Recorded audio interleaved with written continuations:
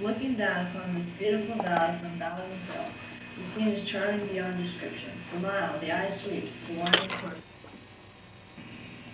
Looking down upon this beautiful valley from Bowden's Hill, the scene is charming beyond description. For a mile, the eye sweeps the winding course of the sluggish river, bordered by hillsides green to their summits, or checkered with fields, golden with grain.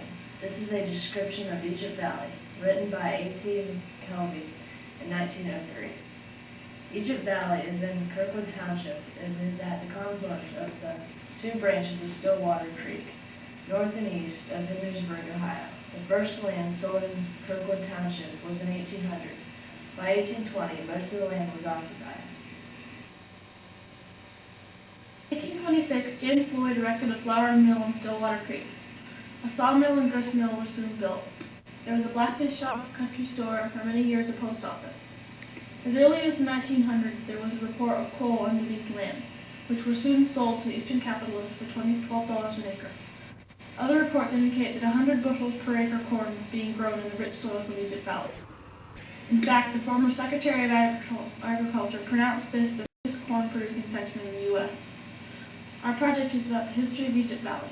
We will interview people about their lives in Egypt Valley and about their move away when the land was sold to coal companies.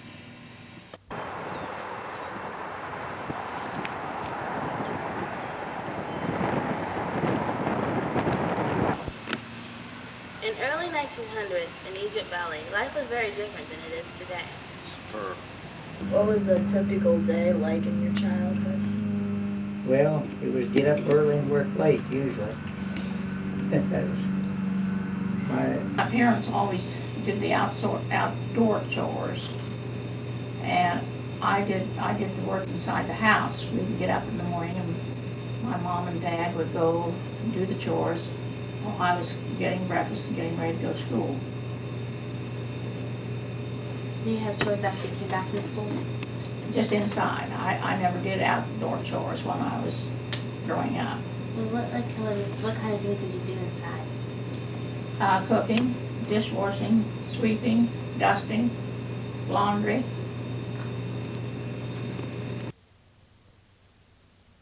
Well, we had our chores to do. We children always had to get in the coal, the wood for the fire, because, you know, we even cooked on a coal stove, and we heated the house with coal stoves and grates. And we had to feed the chickens, and I can remember when we had to help work in the garden, and in the summertime we had to help put in the hay. Dad made big hay stacks, and they would first put it in little shocks, and then they would have a rope, and they'd put around the shock and the horse, and I rode the horse and had to haul the hay shocks in order to make the haystacks. And that was kind of fun. And we walked, of course, 1.5 miles to school in all kinds of weather. And in the summer we picked berries. Had beef cattle, but back in those days, you had no electricity. In 1942 is when we got electric here, and about 1960 we got a telephone, and the roads was nothing like today that there was then. Mm-hmm. To this Salem church, you had a slag road, but we were just a little distance from the church, of course, but it was a dirt road. In the winter time, we would get snow filled up in these roads. Maybe it would be up to a week before you'd ever get out. Wow. You would have no mail, you had no communications, no way. How close were your neighbors? But back at that, Mm-hmm. I remember mine was always feeding chickens, and then I had probably a couple of cows to milk, and you did that night and morning too. From how old? When did you start working? Oh my Lord, I bet I wasn't over 6 or 7 years old. The chickens was always my thing to do, feed chickens. But walked to school here for Well, they would probably come for a 5 and 6 mile walk to this Egypt school. Because back at that time, you didn't have the roads like you've got today. Of course, we don't have too good of roads in here today, it don't look like to me, but we didn't have no roads. And in the wintertime, if it wasn't snow, it was mud, and you couldn't get through. A lot of people didn't even license their car in the wintertime because you couldn't use it. They'd wait till spring to buy the license. I used to have a pony that I hauled the milk. When I'd go to school, I'd take the milk down to meet the milk truck and leave the pony at my granddad's barn, and then when I come home from school, I'd take the pony back home. I decided when I got a little bigger that I wanted to do some work for work for the farmers around there. One of them told me he'd give me 50 cents a day to hoe corn and furnish my own dinner. That's the wages you got for him.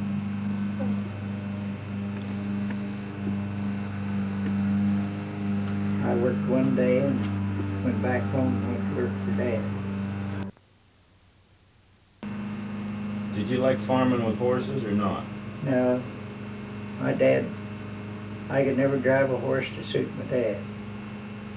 He was a horse crank. And he couldn't drive a tractor, so we got along fine. I ran the tractor and he drove the horses. Him and Uncle Ralph would plow the hillsides in the spring, and I'd plow in the bottom after I got home from school. Now, wasn't it safe to have a tractor on the hillside? Yeah, but it just worked out better that I plowed in the bottom and they plowed the hillside. Had a lot of limestone, and when that limestone got a little bit dry, Fords would just, when you start out through it, just pick up front end, drop over in the land, and you had to get it straightened out and get back. You'd have to go around and come in again. It didn't pay to do that. It's just easier for them to do it and have The whiskey and the plow on the hillside? He said that them hills were so poor that you couldn't raise a fuss on them without a gallon of whiskey. Couldn't raise. And then we bought the farm below us, which was the old stone house on it. And I had always wanted a home of my own so bad, because I was living there in someone else's home. And so the Lafferty had a coal mine that had closed. And there was a lot of houses that had been built for the coal miners. And after this mine closed, they sold the houses.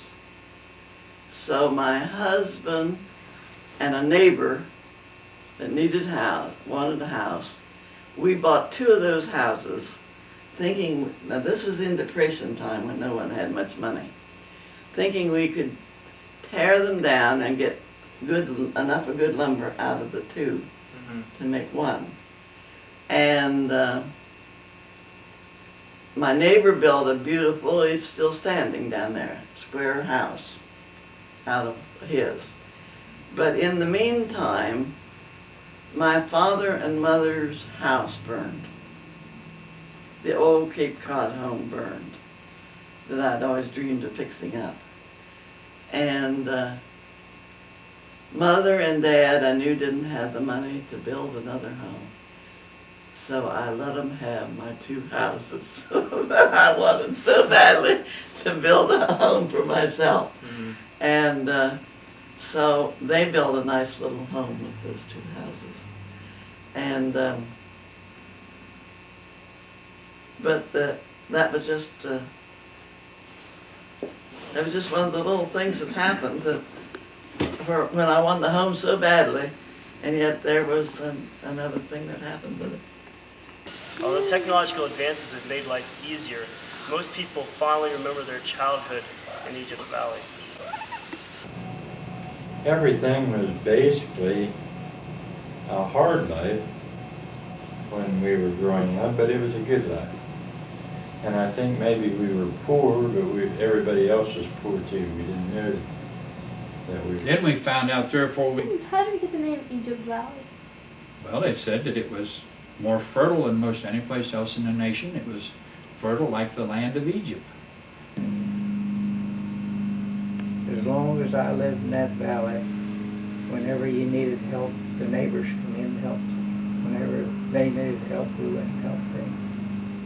Never was any money exchanged hands. First Institute was a big gathering, and the other things that was the Salem Church and the Sunday School, and we had Children's Day programs in the summertime at the church, and in Christmas time was always a Christmas program, a large Christmas tree, and Santa Claus always came. Real Santa Claus. Excuse me? The real Santa Claus. The real Santa Claus, yes.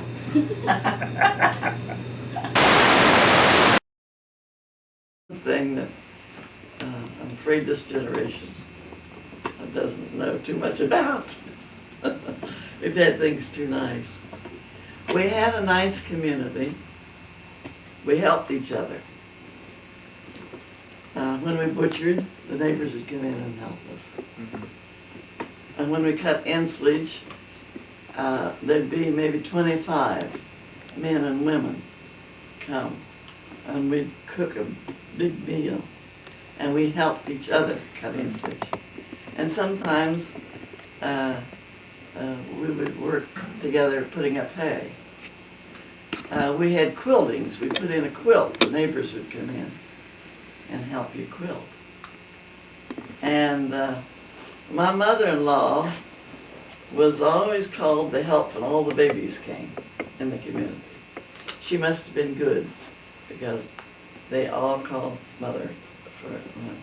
And we visited our neighbors. Now, I don't know some of my neighbors' names. The neighbors pretty close over here have an odd name and I never can remember it. But we visit our neighbors. We do not visit our neighbors anymore. Right. And that was our recreation, and we learned to know each other well.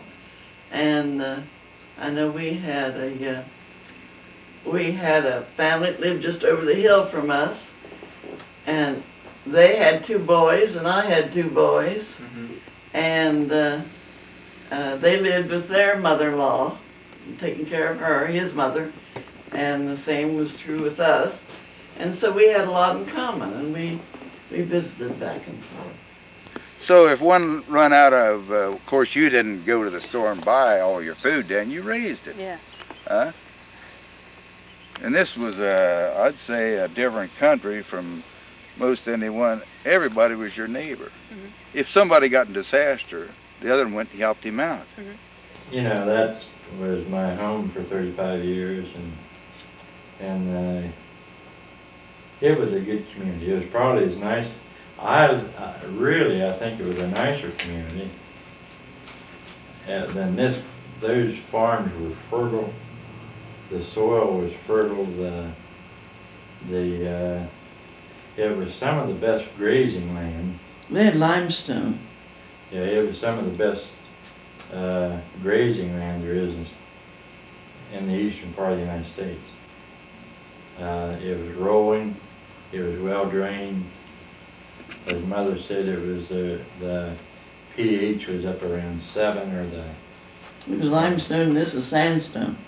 Yeah, when you get over in here, you have to lime and fertilize a lot more over there than you do over there. But the community was a close-knit community. I think everybody probably knew everybody else's business, and they socialized. They had pie socials, and they had ice cream socials, and we didn't have television to watch, and so we just had to.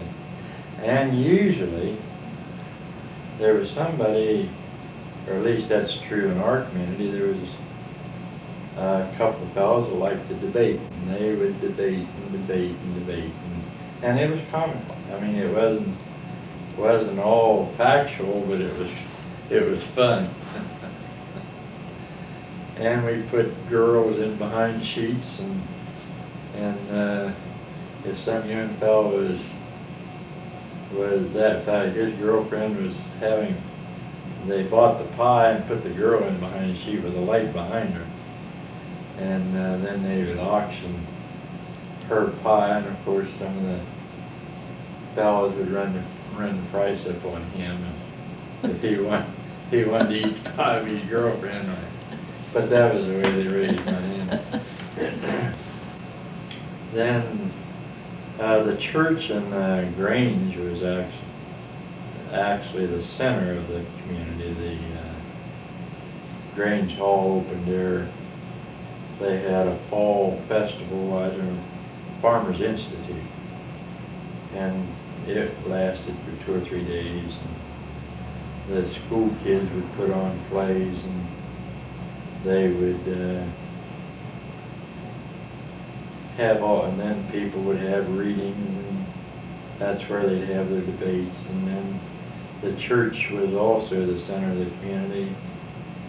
And I think people were more inclined to go to church back then than they are now. Vegetables for the winter stored, and our soup beans, we would have them, we'd plant the beans along beside the hills of corn and let them grow through the summer. When fall come, the pods would get dry and ripe. We would pick them, and then we'd take them into what we call the granary, where we kept our grain, and we'd let them cure a while. Then we would put them in sacks, and then we had what we called a frail, a paddle-like, that we would pound them, frail them out, and then they would come loose from the pod, and we'd take the beans out and we'd store them ready for use for the winter. In corn, we would keep the choice corn out of the cornfield, take it to the mill to have ground into cornmeal for our mush, cornbread, through the winter. And the hogs, we butchered them in the fall, had all of our own meat. We killed a beef, had that, and everything was cured, raised on the farm, and taken care of in our cellars, canned, and everything like that. All we had to do was to buy our coffee, sugar, and flour. Everything else was provided in our cellars during the winter. Electric lights, push button, television, videos, what have you. Do you like living the way you're living now, or would you prefer to live how you lived then? Well, for the happiness part of it, I can't say that it's any happier now. I don't think it's as happy as it was back then. We all seem to be much more happier and had a good time. Everything went. We didn't have the crimes and all of that fear that we've got today. It was much different.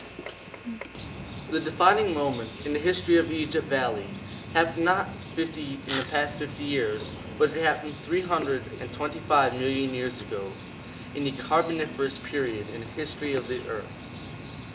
At this time, mass quantities of organic material fell into marshy wetlands. Soon after time, this marshy organic material decomposed into layer upon layer of peat, a naturally occurring organic material. When the marshlands were eventually covered by oceans and seas, the peat was covered with oceanic sediments. The weight of these sediments caused friction and heat, which soon caused the peat to metamorphosize into coal. This coal is now mined in Egypt Valley. Coal companies began purchasing. In the mid-1940s, buyers for coal companies began purchasing farms in Egypt Valley. Reactions to this experience varied depending on each family's situation. The pressure, like the money from the coal companies, was that a factor? Well, of course, it made the economics much better after the farm sold than what it had done before.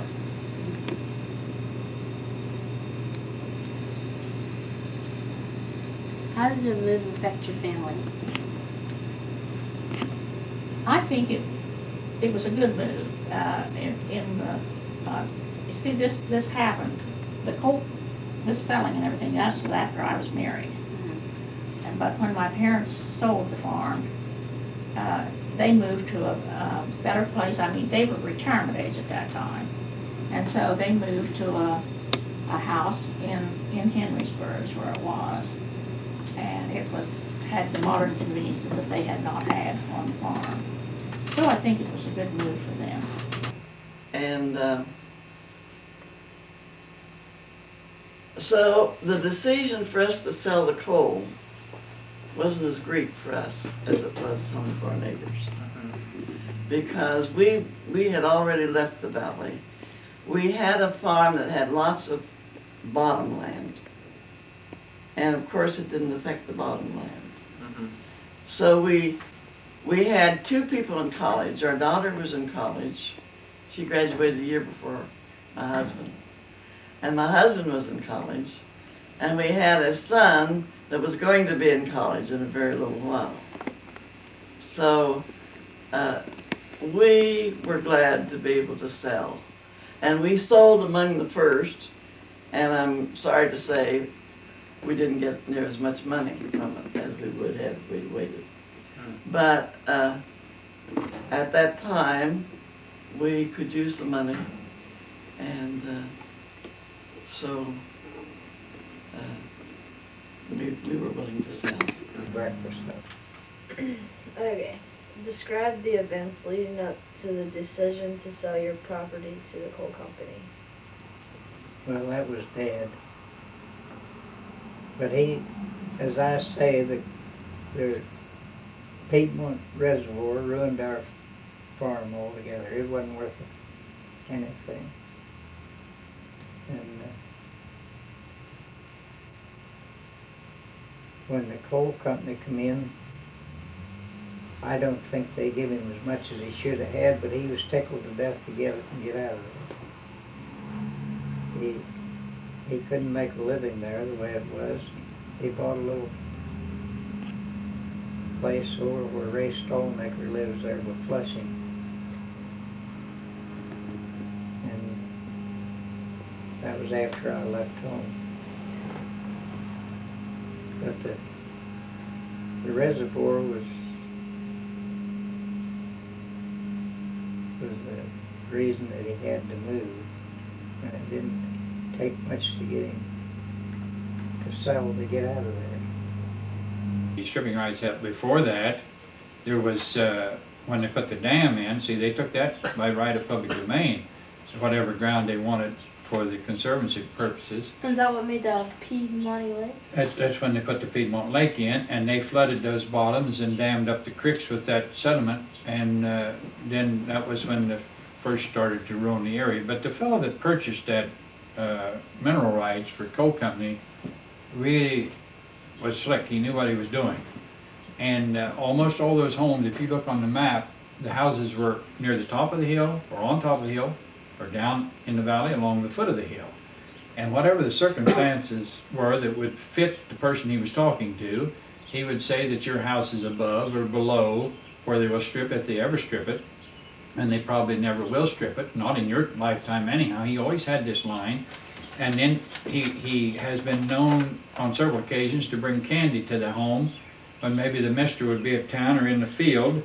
And candy, a lot of those ladies didn't have too much chocolate candy, and that kind of got him on the good side of them. And then he'd say, well, Mrs. So-and-so has a new stove or a new refrigerator, or they're getting a new car with their coal money, and my, but it would be nice if you would have one. And hard as you worked, you deserve a break too. And he knew what to say and how to say it, and once he got the ladies to kind of go along the line, then he had a better chance of getting the men to agree. A lot of times women, seems like, can transplant easier than men. Yeah. They can go to a new home, and once they're in the home, they're at home. But if you would check the records, there's very few of those couples that stayed couples very long after they left. Something happened to one or both of them in almost every home not very long after they left that area. I don't know whether you'd say it was a broken heart or what, but something happened to them. They were gone for very long. Was it besides the sour? No, there was a lot of heartache and a lot of tears and a lot of those people never got over it. Some of them thought, well, it would be all right, but see, we didn't know what was happening until it was happening. The farm that I lived on, they gave me a 30-day notice to get out or else, and I was milking a bunch of cows there, and I happened to have bought the place south of Bethesda a little bit before that, not knowing what was coming. I just wanted a farm of my own, and that one was available. And when they give the Groves family that owned the farm I had a 30-day notice, and they said, you get him out or we'll put the barn and house down with the dozer and he'll get out. Got out of course, I graduated from high school. I stayed right here. I lived here 40 years. 40 years here. So when you left here, was that when the coal company started to come in? Yeah, we were about the last one to leave. Well, you had a lot of pressure on the coal companies, of course, and all your neighbors had left. And you was almost forced to leave. So the neighbors around you were forced to leave before you were? Oh yeah. One with my dad, my mother, and me was probably the last ones in the country to leave here. When did you finally leave? 1967, we left here. Right. So right when they started the mine. Yeah, when the machine was stripped right below our barn there. Well, it was along about several months there, I guess, before we left. They made one cut below the barn. Right by your property? Yes. If the boom would have fell, it would have hit the barn. That's how close it was.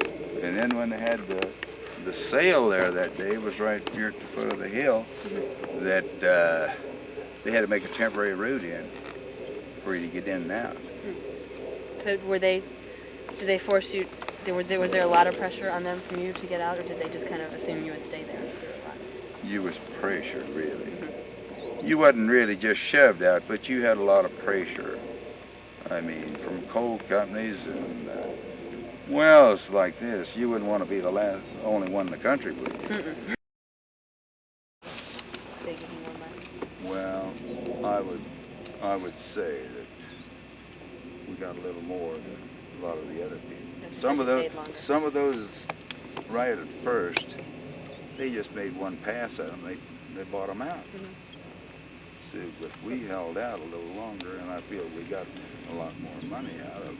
Were you holding out for more money, or just because you didn't want to leave? Both.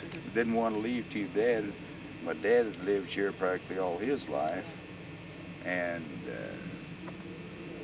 well, it was two ways. It was money, and also you had to get out. In other words, if they've stripped everything, you might as well go. A little bit before that, some of them we pastured cattle on part of that, and some of them said I should have a saddle horse because they'd have to walk a little piece, and the washes were so deep that it wouldn't be safe to use a saddle horse in that ground in some areas because sweet clover and alfalfa and clover and grasses and stuff had fallen over the washes, and you couldn't tell by the time where those washes were. And if you look, that's part of that ground that What's a washer? where the water comes down, where it starts a ditch, you know, and you couldn't see where That's those places probably what were. those big ditches were. And part of that, they talked about reclaiming it, and I don't know who came up with this reclaiming term, because we never give up ownership to it. We had owned it all the time, and part of their reclaiming was awful rough. There was big stones down there, all as big as a cow or big as a horse, just laying around wherever they happened to roll to. And of course that topsoil down there, they didn't pan that topsoil off. It just rolled wherever it went to, and in part of it they would push something back up, and part of it was, there were several acres down there that was rough enough that they sowed it by airplane. They didn't sow it with tractor and drill.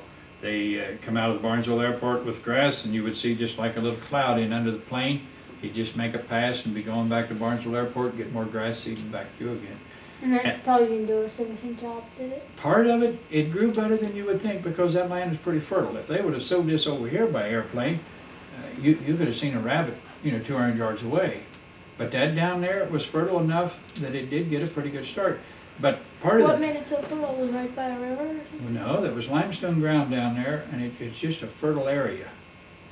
When I was a kid, they used to tell me that a crow carried a knapsack when he crossed Guernsey County, but he had plenty to eat in Belmont County. They thought Guernsey County was so poor that a crow didn't even get enough to eat. I think situation was that the coal company knew the value of the coal, but the farmer didn't know the value of the coal. And they bought it, they say that they bought Kirkwood Township at 2 cents a ton.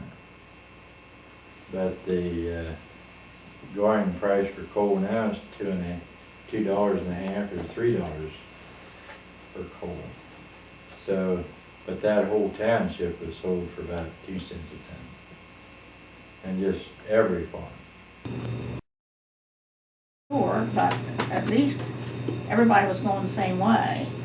And so it wasn't like you were going to stay and everybody else was going. You were just going to go with the flow.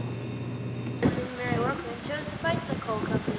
She still lives in Egypt Valley on her father's farm. Do you feel different now that you're living here? Do you feel lonelier or? No, to tell you the truth, I still feel happy. It's a nice, beautiful place, close to Piedmont Lake, and I really like it and I enjoy it. It's still my home. Can you describe why you didn't want to sell your farm? Or? Well, the reason I didn't want to sell was it was always my home place. It's a historical place here. They have a stone-cut spring on the top of the hill up here, and of course of the Radical Church, and there is so much historical things connected with the place that, and it's always been home to me, and I just didn't want to sell, which I had quite a fight to keep it. In fact, I guess I was about the only one that was able to in the valley. Were you influenced in any way by your neighbors? Were you? No. No, I can't say that any of them wanted me to sell. In fact, they said if they would have known later what they knew after I fought through my lawsuit and kept the place, that they wished they had done the same. There were several of them moved against their will. Why did they move against their will? Well, in fact, it had been most all of their homes. And they had their farms and were all set up for a nice, happy, comfortable living. And they just didn't want to leave. So why did they sell then? Because they were pressured by the coal company. They thought they had to sell, and they was told that you couldn't fight a coal company. When you look back now at what your life was like in Egypt Valley, and how have those experiences affected you now? Well, when I look back on it, I can say that I don't think if I could have changed it, I would. I would have did all that I did. And I got to keep the place intact, my father's place. Could you talk to us a little bit about the lawsuit you filed? Well, we filed a lawsuit for the very reason that we were being damaged so much. And they were blasting, and the house was being ruined. The hill was coming in above the house, was slipping in. And the damage to our water wells, we had 3 water wells that were ruined. And with all the damage, we had to carry our water. We just couldn't operate the way we were doing. And so we brought the lawsuit against them. We seen it was the only way to do to get it, we thought, stopped or slowed down. So we had our lawsuit, and we wasn't able to win the lawsuit, of course, which the coal company said it would have set a precedent that if I had won, they would have been people suing afterwards, that they would, anybody would be allowed to sue and win, and they couldn't have it. So, for that reason, we lost a lawsuit. And then we were going to appeal it, and they knew that it was in for appeal. So they thought that they'd better come out and try to settle with me out of court. So they come out, and I was sitting on the front porch with my little dog. They come up and they said they would come out and want to know if I was interested in selling. And I said, not unless you pay the right price. So they said, how about $15,000 sound to you? I said, no way. I said, no way. I said, you just forget it. So anyway, it wasn't very long till they come back, gave me another offer of $25,000, I think it was. And I told them, no, that wasn't. They just might as well forget it. We was going to take it to court to appeal it again. So they kept on making trips out, just one time after another, till they made the last offer that I seen they were going to offer, and I was to get 50 acres extra ground in with that. So I told him, I said, now listen, I said, this is just going to move the house and take care of the immediate expenses. But I seen they weren't going to offer anything else, so I thought rather than take nothing that would let us out. So I told them that I would sell for that. So that was the end of the lawsuit for the Consolidation Coal Company. This is the gem, yeah. This is the gem of Egypt. So you want to put that on tape so you know what you're looking at later on. I hadn't had his article published, but my dad was so disappointed in the whole thing, and he just didn't want to go along with any of this stuff. He wanted a farm, he wanted a home. That was his home down in there. He wanted to be left alone, and they just put so much pressure on him, just caused so much trouble. 60 or 80 years ago, hills of corn a step apart. There was one place down there I told him where This graph illustrates the declining population of Kirkwood County. In 1930, the population was 1,187. Today, in 1990, the population is 334. In 1940, the population was 1,170. In 1950, the population was 970. In 1970, the population was 513. And in 1990, as we said before, the population was 334. The biggest decline in population was between 1960 and 1970, when strip mining in Kirkwood County was taking place. These figures illustrate that the population in Kirkwood County has decreased significantly. Coal mining in Egypt Valley started around 1967 and went on through 1979. And during that time period, there was about 30 million tons of coal produced in total, which was about 3 million tons a year average. Most of the coal was number 8 type coal from the Pittsburgh seam, which is you see behind me here. Some of it was from the number 9 seam, the Micking Creek.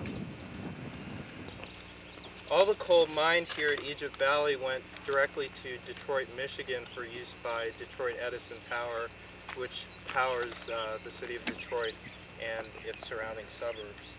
The Egypt Valley site was reclaimed, but it was not subject to the stricter reclamation laws that took effect in 1977. According to Tony Motes of Consol Coal Company,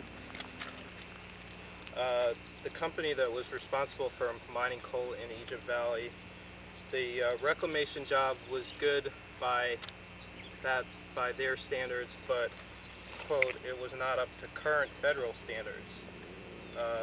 The process that they used included separating the topsoil, covering it with plastic to keep it from washing away when it rained, and bulldozing the land to even it out, and finally reseeding. The property was eventually donated to the Conservation Fund. there were so many of those homes destroyed, barns destroyed, houses destroyed, They didn't have close neighbors. Didn't the coal companies have to go around like barns and stuff like that? They burnt most of them. They did? There's Wow. pictures, well, to get them out of there, and they wouldn't have to pay taxes or anything. Burn them and buried whatever stone and stuff was left. For 15 or 20 years, I mean, but they just turned everything upside down. And took a lot of history. There's only 4 houses. There's 5 houses. You can walk from here 20 miles north, and there's only 4 houses, 4 or 5 houses, between here and Holloway.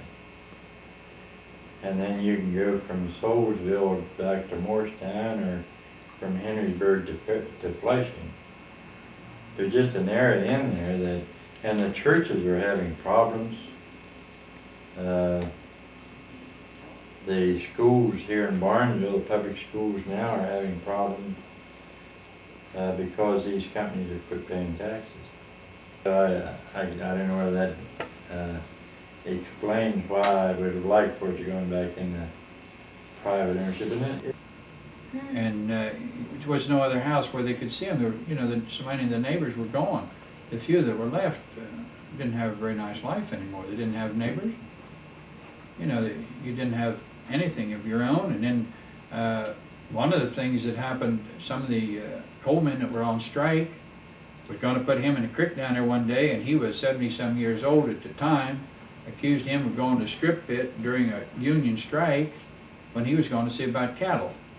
So, and under those conditions, it's not a very good place to live. They shipped a lot of milk out of United Dairy. And Barnesville was just a pretty productive town. But you think of the taxes, now they keep talking about we need money for these schools, we need money for these schools. Think of the tax base on today's farm value or building value that we've lost in that whole territory. 30 seconds.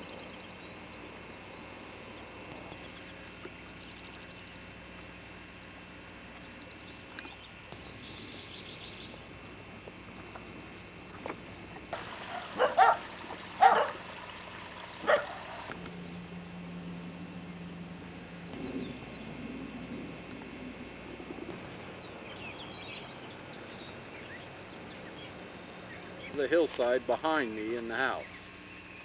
And that shows how clear the ground was. And this ground, I'll probably change one yet, okay.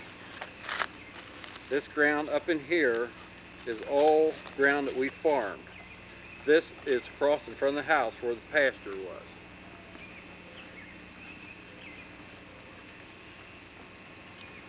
So if we look off that way, we can sort of see where the picture was taken Yes, from? You could look off to your right there and see where the picture was taken.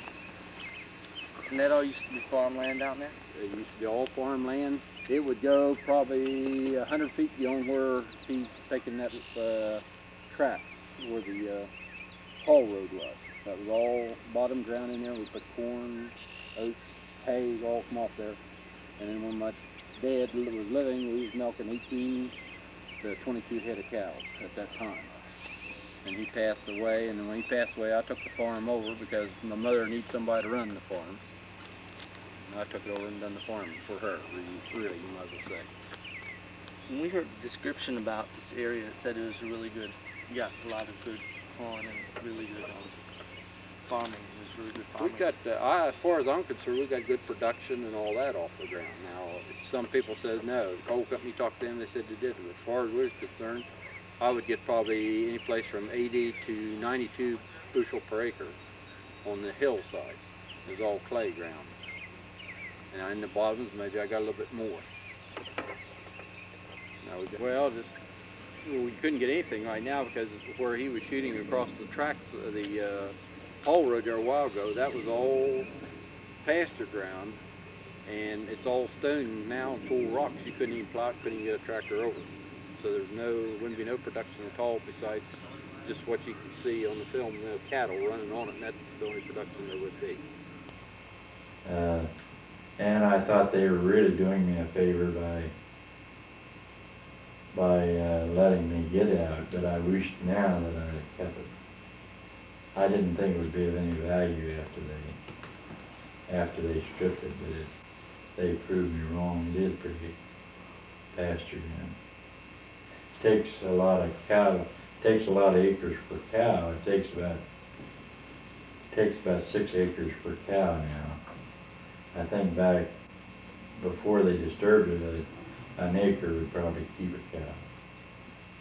But it takes about 6 acres for a cow and calf operation.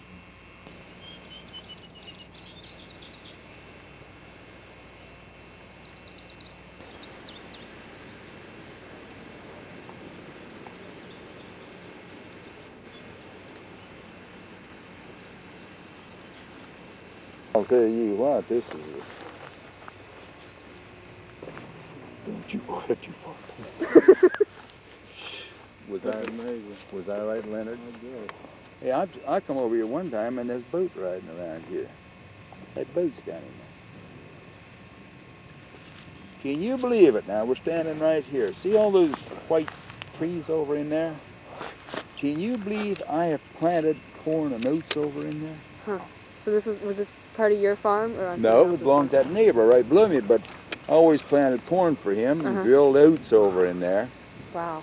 Just through the trees behind us. And can you tell us about last time you were here and what you think has happened since then? Oh, it's been about 3 years ago, so actually since I've been here, but my land of vandalism that has been destroying this cemetery since then.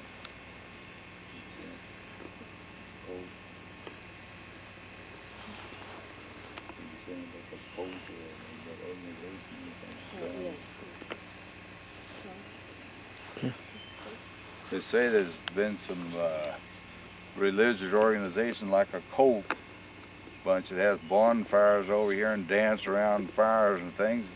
Possibly that's what's destroying your cemetery here. Do you know if it's in this particular cemetery or in the whole? Well, I don't know. People had experiences in Egypt Valley that were never forgotten.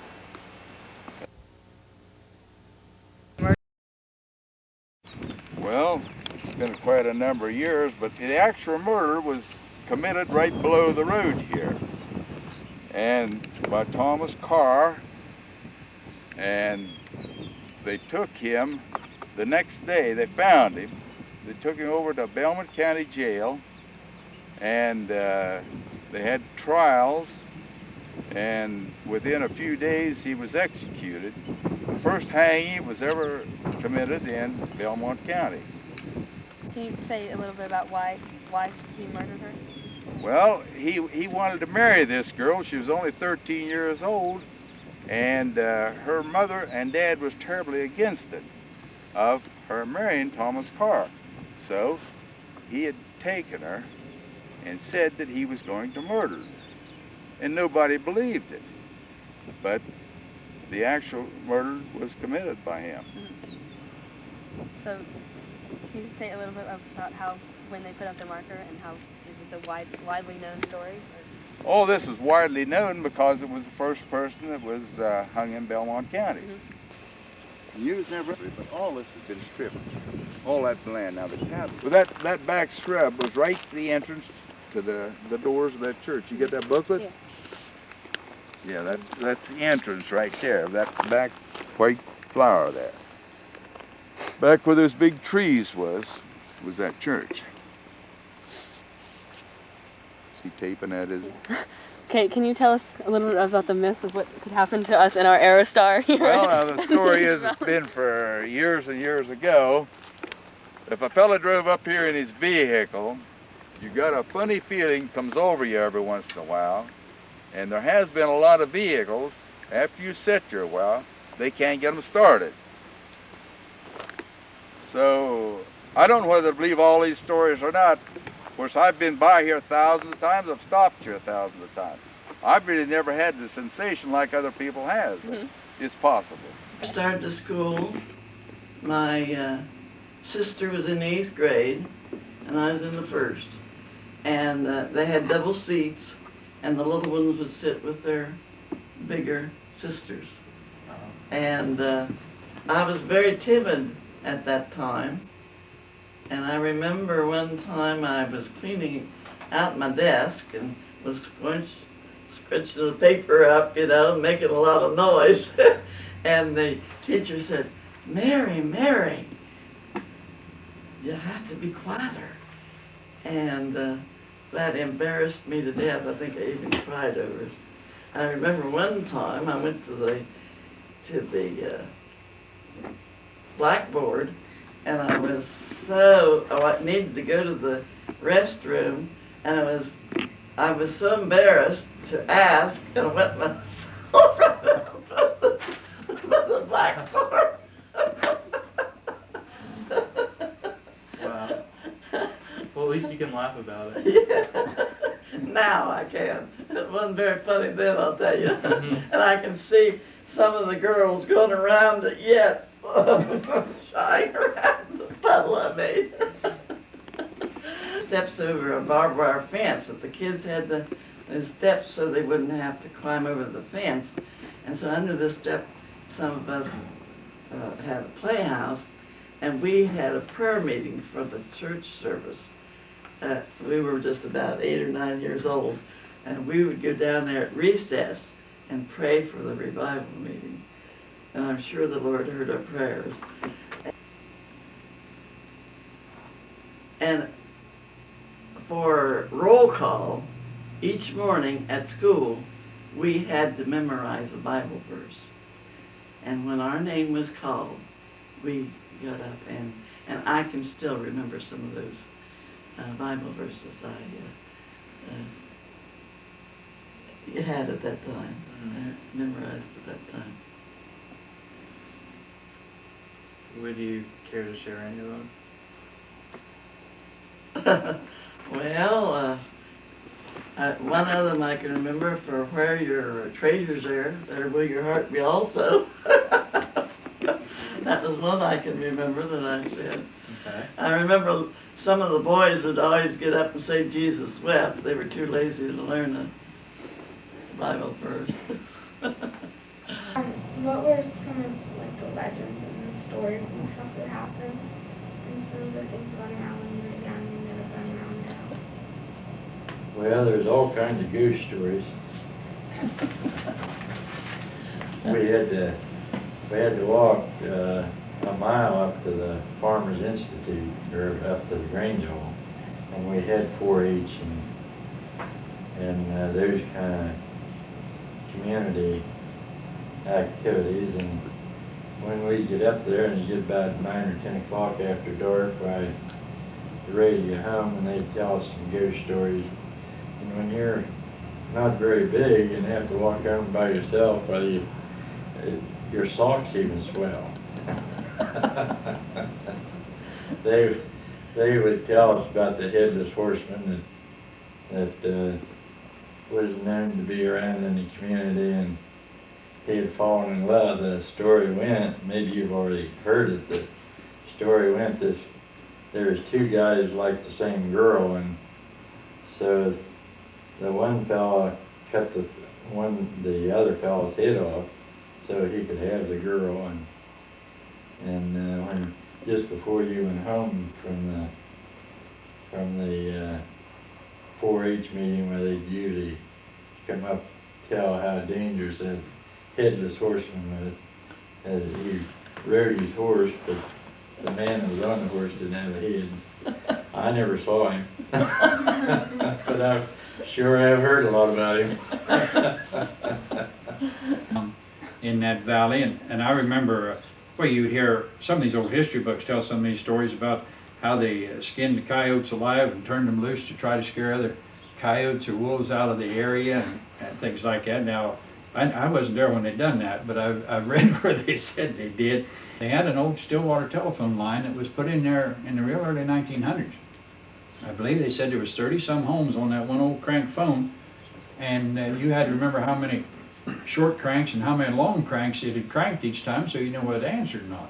And then if somebody got sick or got hurt or there was a fire or something, So you all shared the same phone?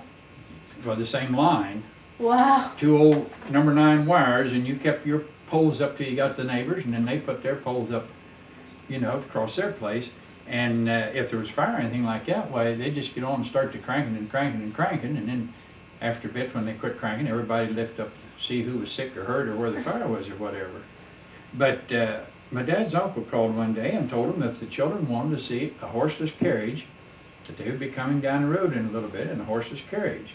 And it was, I suppose, 2.5 or 3 miles to his house, so it took a little while before the carriage come in sight.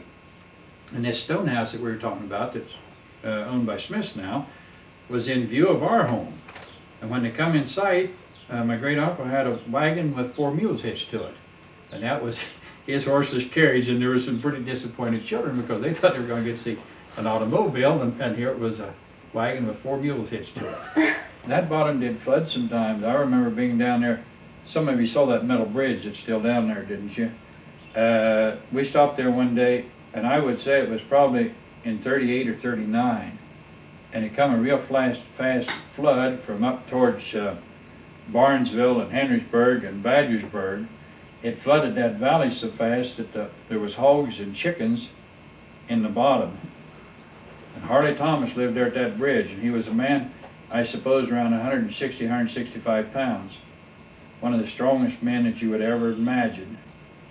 And he wrapped his legs around those rods in that bridge and hung over the bridge and caught those hogs and chickens that he could reach as they come through in that flood water. I was stood there on the bridge and watched him. I don't suppose there was another man in the valley that could have done it probably, but he done it.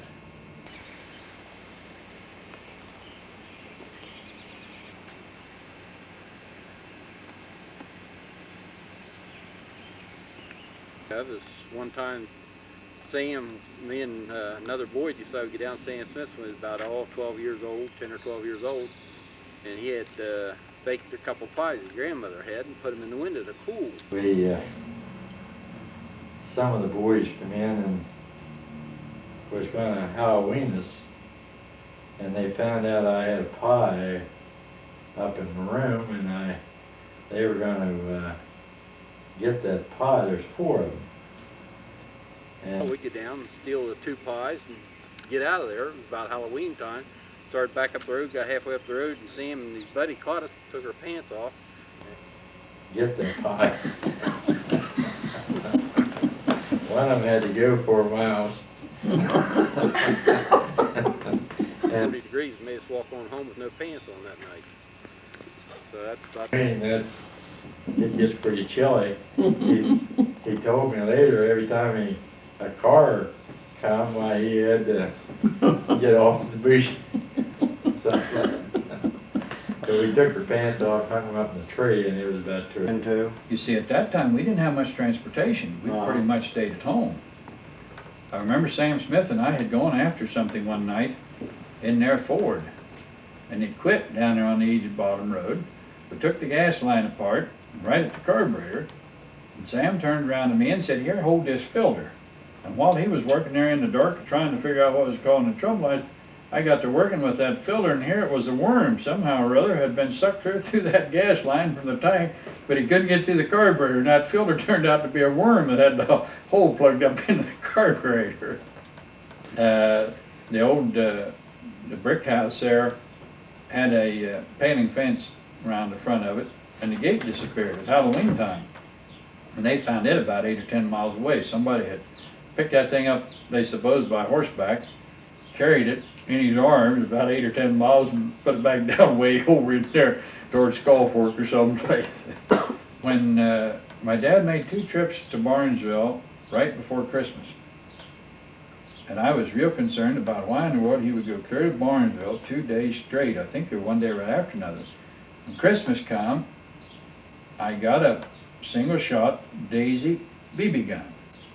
I think it was $1.65, and the reason that he made the 2nd trip to Barnesville, they had a Red Ryder, and he decided he would rather have one that would hold more BBs than just one, because mine was just a single shot, and when he got back over there, the other one was gone. Now, those stores must not have had too many BB guns if they only had 2 when he was there, and the other one was gone when he went back the next day. Part of the time, some of us kids got our groceries when we stopped at Henrysburg to load or unload the grade school children. We would go into M&K store there at Henrysburg and get our groceries, and at that time you walked into the person behind the counter and said, "This is what we need," and he took your grocery list and he walked around behind the counter and up and down the steps. They had little long handled handles with a little lever you pulled and had a wire clamp on the top, and it'd reach the cornflakes or the bran or whatever and put it down. They would take those bags of groceries home on the bus. Do you think the kids could get home today with a bag of groceries? Some of the boys of the community came in and we went Halloween. We went up to a nearby town at Henrysburg and we upset 14 toilets and the sheriff caught us and we had to set everyone up there. And some of them rolled over in the... Then one of the... I don't know whether I should put this on video or not. We were... they had a Grange meeting up here at this Grange Hall and we boys went up there. There's 3 or 4 of us and we were going to let the air out of one tire on each car that was in the parking lot, except for there was 2 boys there. So we decided we wouldn't let the air out of the 2 boys' tires, or maybe everybody else would blame them rather than us. And they did. They did blame them. And but there was a fella. They didn't have inside plumbing, and I was letting the air out of this one tire, and this guy come out and had to go to the toilet, and he walked up along the side of his car, and so when I saw him come, I just jumped underneath his car. I didn't have enough time to run, but I was out in the light, and he went up the upper end, and then he peed and on a stone, and it just splashed all over. And I couldn't yell, I couldn't do anything, and then it run down underneath me, and I was not only wet on top, but I was wet on the bottom too. So that took all the fun out of letting the air out of the tires. Yes. I don't know that I regretted so much of our farms as I did when we sold my home farm, my old home. That farm had a beautiful, had a woods in it that had, I never saw so many different kind of wildflowers in one place as that woods had. There was sweet williams, buttercups, bluebells, violets. There was white, yellow, and blue violets, jack in the pulpit, spring beauties, ferns, lovely ferns. And we would go, we would go in the spring and come back as children with a whole armload, because Mother loved flowers, whole armload of flowers, have all different kinds. And then when we, that woods also had a little waterfall that I always loved. And in the summer when we would put up our hay, we had 2 real good springs on the farm. And one of them was ice cold. And I would love to go back today and get a drink out of that spring, but it isn't there. It probably came off of the cold someplace. Slowly.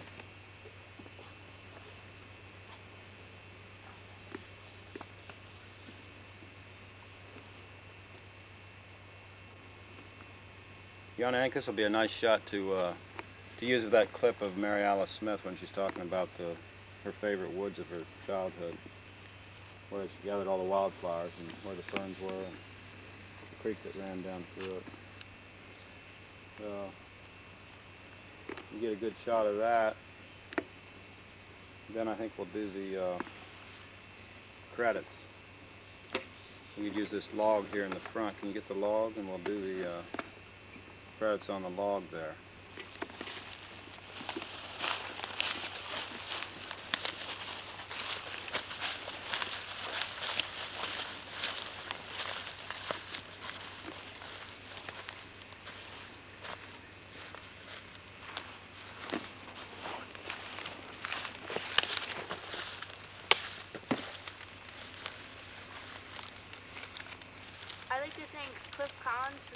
presentation. You made a lot of good contributions.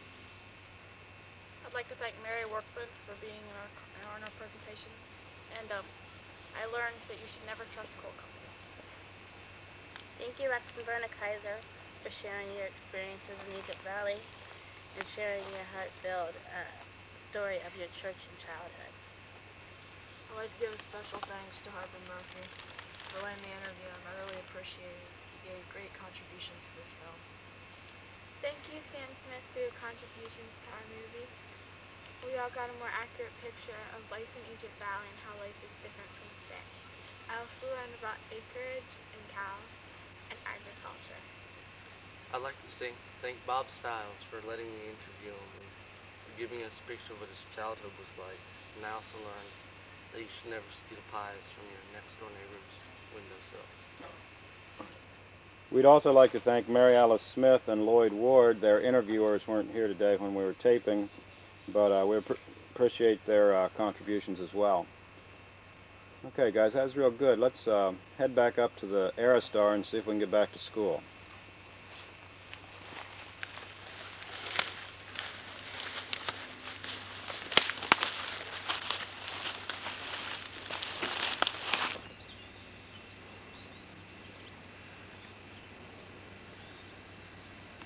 Yanni, come on, what are you doing? Hold on, I'm filming. It's around here.